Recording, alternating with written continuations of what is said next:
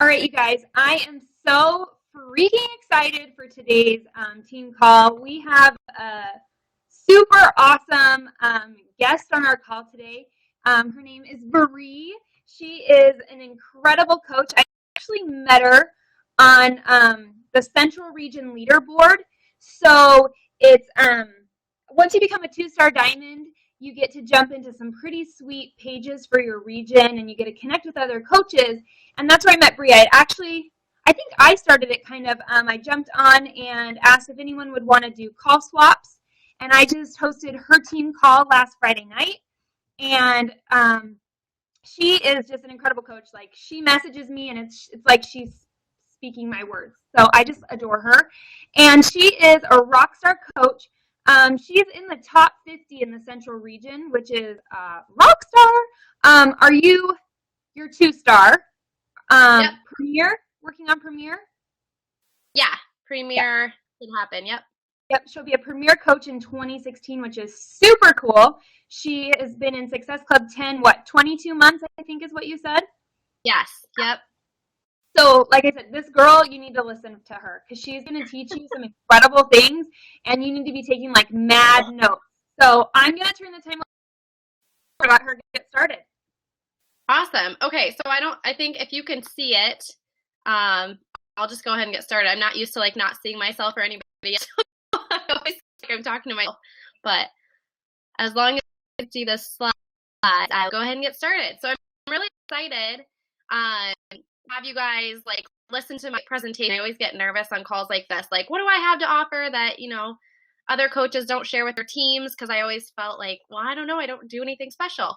But I am really good at finding systems that work in a busy schedule. And so when I first started coaching, I was working a full-time job. I had a 1-year-old little girl. I was helping my sister plan her wedding. I was moving, and I was on medication for postpartum depression. So I was struggling with a lot of stuff at the time. And so coaching was not necessarily my number one priority, but I was able to find systems that worked in the little bit of time that I had to create goals and make success each month. So hopefully this presentation will help you kind of put in place your systems so that with all of your busyness going on, you can stop making excuses and start seeing results. So I'm all about on our team to work smarter, not harder. As a lot of my coaches know, some of them still work. A lot of them have kids. They're into sports or school, whatever it is. And so I know the value coming from, hey, let's break things down. Let's simplify things as much as possible. Get back down to brass tacks, the basics. That's all we do in my team. We don't try to, recreate anything. We don't do anything special, but we do have the basics down to, science. I have files, we have scripting. We have everything down so that we're not wasting time when we get onto work. We can get down to work and know exactly what we need to do. So let's see. There we go. So I just wanted to start with this because when you start as a coach, you're becoming an entrepreneur. You're not joining a company. You're not an employee of Beachbody. You are creating your own business for yourself. It is self-made while we have the same products and we offer a lot of the same programs and Shakeology and all this great stuff. We are branding ourselves as a coach. What we offer as a coach, that's you, that's your confidence, it's your motivation, it's your inspiration, it's your story. That is what we are marketing. So, you're living your life today so that, in a year or 2 years or 5 years, you can do things that you've always wanted to do that a lot of people aren't going to ever be able to do. And so you have to put those goals in place, those big, crazy dreams in place so that every day when you sit down at your computer for your 20 minutes or your hour or your 5 hours of coaching each day and know exactly why you're doing those things. So that is supposed to be in the front of your mind at all times. I remind myself this every morning of why I do what I do, why I send invites every day, even though I'm 2 years into the business, why I get told no 100 times a day, that this is my choice to either make it work and it's my business and nobody's going to come, pull me out of the rut or, do anything for my business. It's me and my goals and I can go after it or I can choose to fail. So you just got to remind yourself that it's your business. It's not Beachbody failing you. It's not coach relations failing you. It's not anybody around you that's not supporting you. It's you and your business, and you can make it happen right now, today, tomorrow, this week. Whatever you want can be possible by the action you take today. So excuses, like I just talked about, there's nothing that can get in the way of making this work. Let me tell you, I've seen lawyers go and start a diamond. I've seen single moms, or husbands deployed, working full-time jobs with kiddos, hanging on their legs, making this work. And so if you think that you're too busy, think again and evaluate what you're doing with your time. Because I know for me, when I was working full time, I said I was too busy as well. And then when I realized what I was doing in a day, I was watching TV.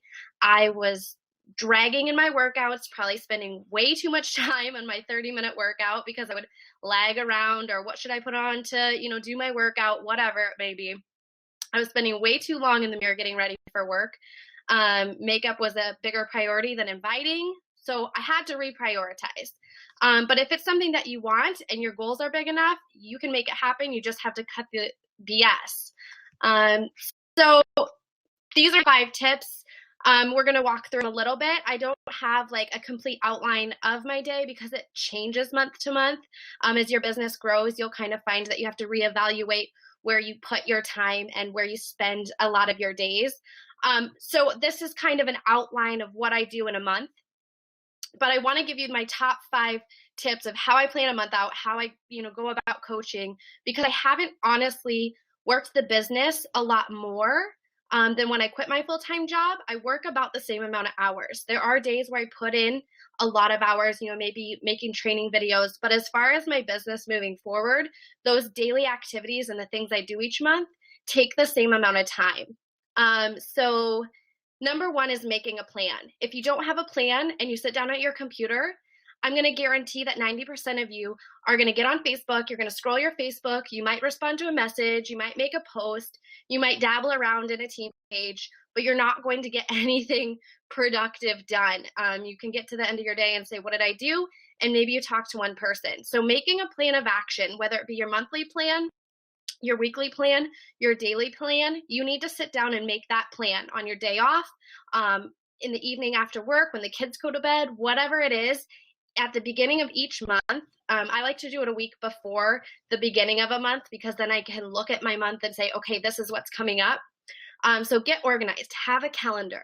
If you use an online scheduler or your online calendar, your Google Calendar, or your phone, whatever it is, make sure you have a system that reminds you or alerts you or works well for you. I'm a paper person, and so to have a calendar on my desktop or on my desk right by my computer where I can jot notes, write things down, add a date as I go, that works for me. So get organized, get a calendar, and then map out your call to action posts for the entire month.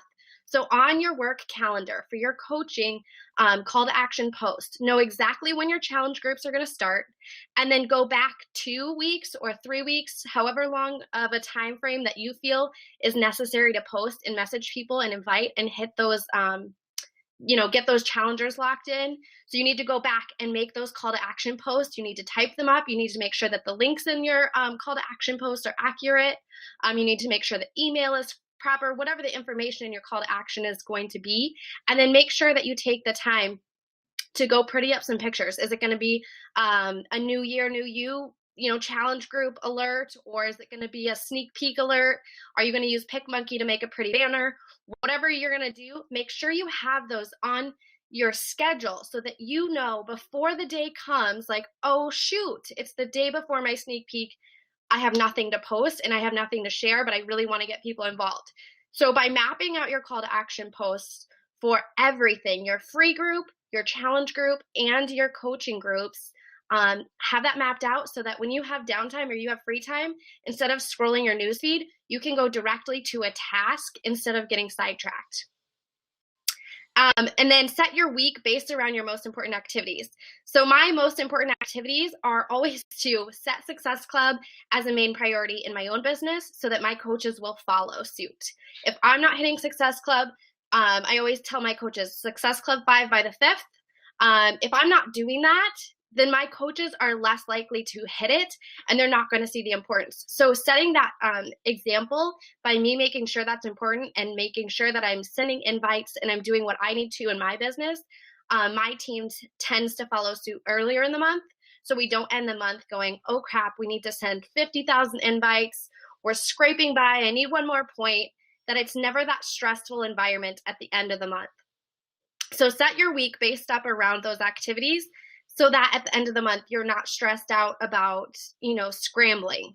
And then the other important things would be team calls. Make sure you're on the calls that your upline provides, on the national wake up call, whatever those things are important in your business and are important to make you a thriving coach and feeling good. For me, personal development is key because I know when I miss out on that, I am not as an effective leader on my team. So those things go on my daily to-do list in my planner. They're at the top of my list every day. And then use a timer to stay on task. I always tell my team, whether it's inviting, whether it's PicMonkey making a banner, whether it is a team call, if you have a set time for that, use a timer. Set your timer. And if you're going to invite for 20 minutes, go after it. And when your timer goes off, check out, because you are going to get so much more done and be more efficient this way.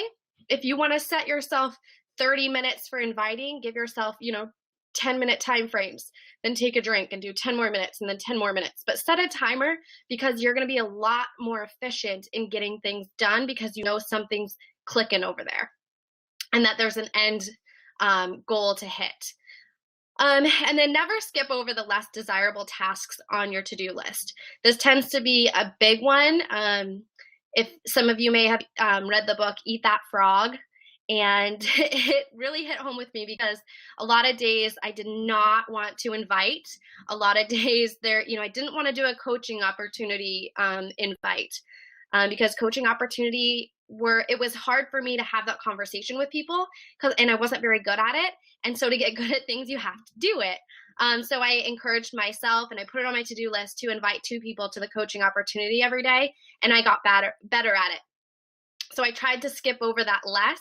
And the more I did that, the better I was getting at these conversations. They came easier. And now it's not even a task that I blink twice about. And then track everything you do. So as you're making a plan, when you're talking to people, setting your timer, sitting down to work, tracking everything in a notebook, in a Google document, in an Evernote file, whatever it is, track names, track amounts of people you're adding, track the posts that you're making. So at the end of each week, you can see where you're succeeding and where you might be failing a little bit so that you can pick up the slack the next week. All right, so this is a huge mouthful. I'm going to send all of these slides to Michaela. Number 2 is a brain dump. So this is something that I like to do throughout my week. Sometimes I'll do it every morning. Sometimes it's, once a month. Sometimes it's every day. But it's something that needs to be done because there are things in our life every single morning when you wake up and you're going, okay, so I have an eye appointment. I have this, I have that. I have a doctor's appointment. The kids have this at school. I have this going on, this project at work, whatever it may be. So take 60 seconds out of your day, out of your week, and do a brain dump. So set your timer and get out a notebook or get out your calendar, get out a scratch piece of paper with a crayon. I don't care what it is. And write down, filter what through needs to be done.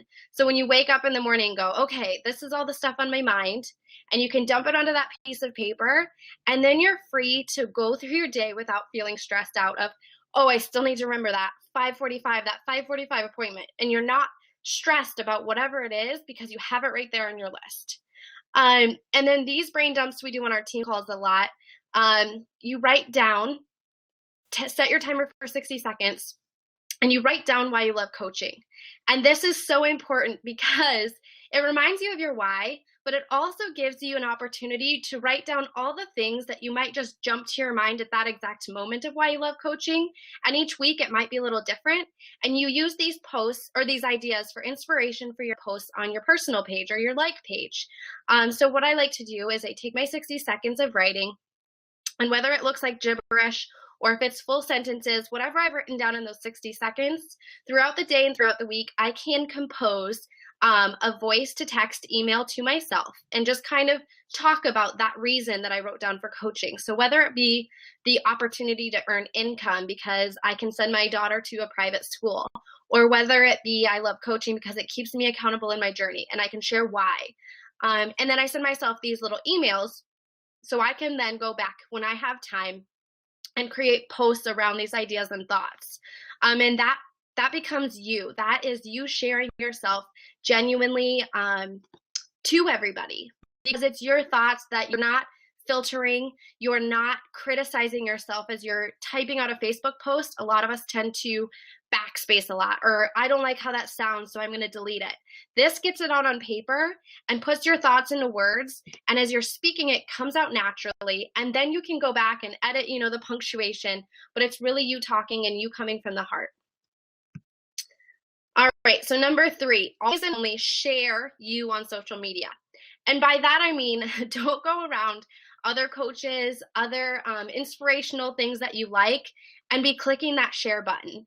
Because your Facebook is supposed to share you genuinely so that other people aren't clicking away from your page, but they're wanting to click on your page.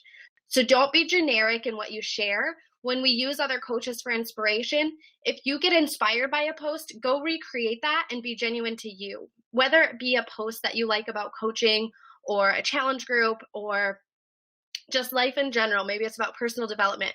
Make it something that you can recreate. So I will always go, and if I see a post on another coach's page, or I see a video that somebody's done, or I see a workout that I really like, I will save that to my desktop and I will go recreate that same workout. It might be the same moves, or it might be the same location, or a park workout that you want to do or try.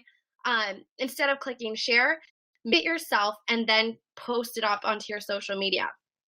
Because the more people you have coming in and seeing your face and your presence and that it's you, they are going to want to see more. But if you're sharing other people's things, they're going to want to go away from your page, and it's not going to be you, and they're not going to understand that you have that to offer as well. So let me see. I got lost. Schedule time to create these posts. So a little bit about what I talked about before is when you're using that voice to text email, so that you can always have like a word bank. You're always having an idea bank. So whether you have the opportunity to use that post right away, you have it saved.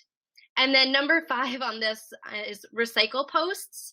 And what I mean by that is when you have a great post or you have a great message to share, or you get really raw about your story, you don't necessarily have to come up with those posts every single week or every single month and retype something or re-explain your story. These posts, as you're adding to your network, are going to reach many different people. And so what I like to do is use an Evernote file or a Google document, and I'll take posts that really hit home with me, or that I really want to, share again, or whether it's about the coaching opportunity or something in my life, and I have a Google document and a file where I can save all these posts and I use them each and every month.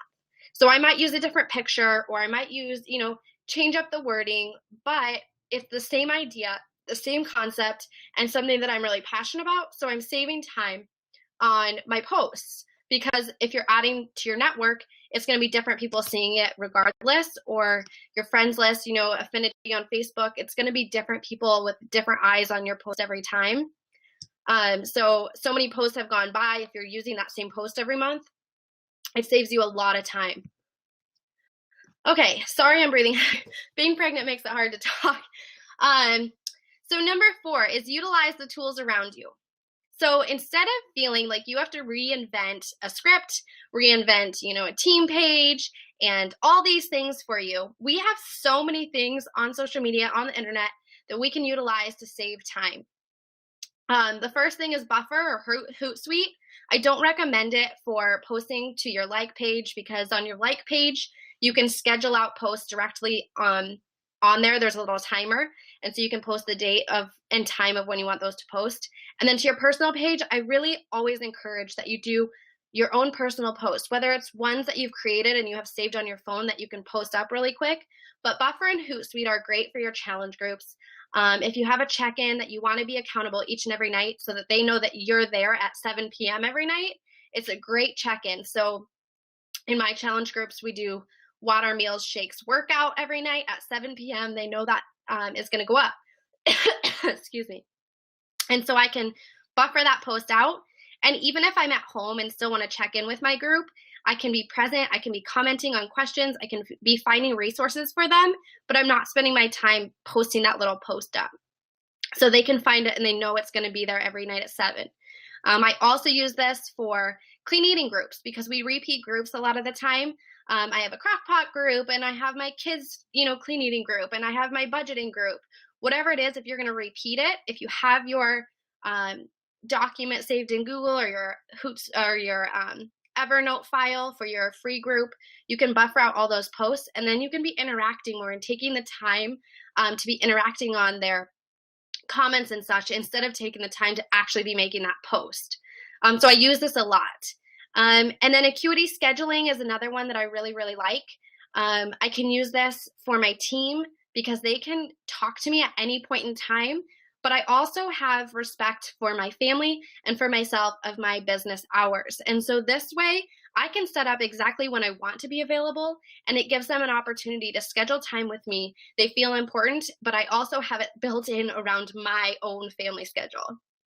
So acuity scheduling is free. You just create a calendar and account, and then they can use that link to schedule calls with you, schedule time with you.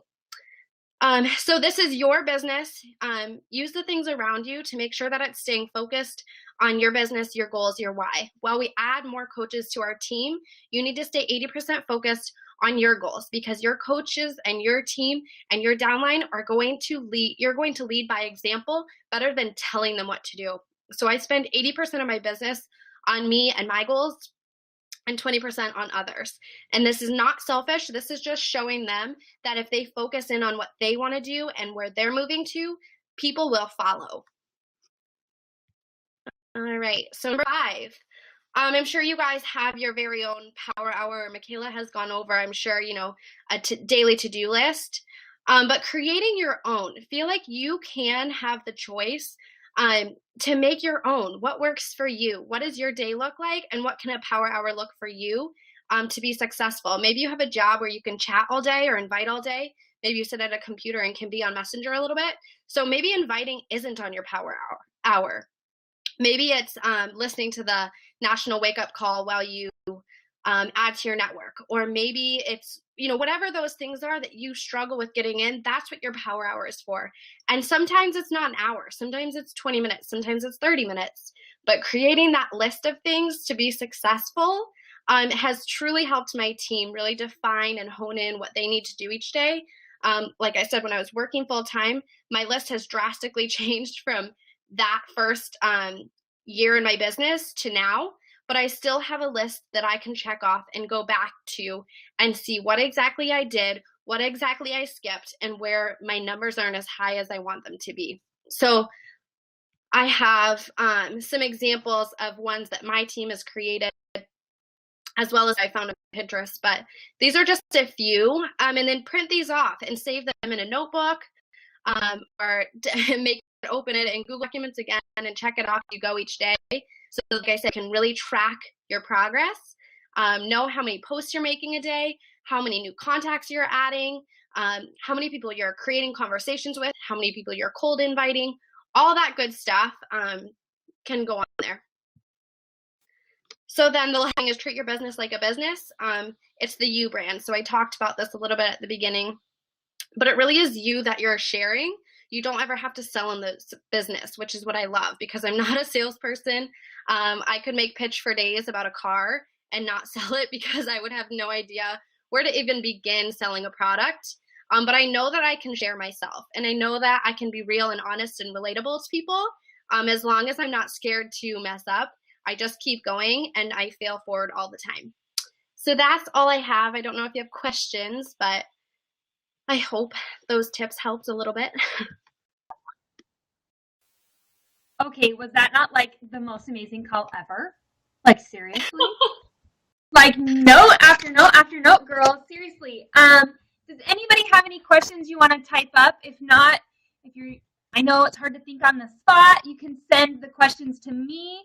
If you want to send a shout out to her, like seriously, go to her page, shout her from the rooftops because she is a rock star. Obviously, I told you guys you would not want to miss this call.